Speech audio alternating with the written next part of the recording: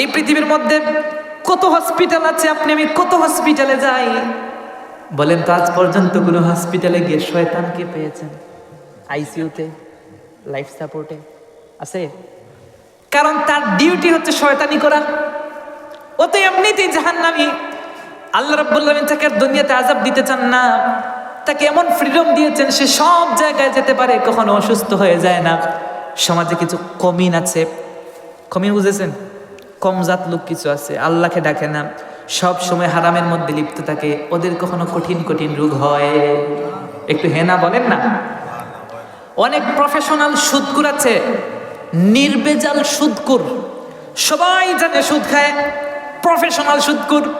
কিছু আছে মুনাফিকান খালিসা, কিছু আছে এমন প্রসিদ্ধ নির্বেজাল মুনাফিক, ওদের কঠিন কঠিন রোগ হয় না, জীবনে জ্বরও হয় না, আছে না নাই?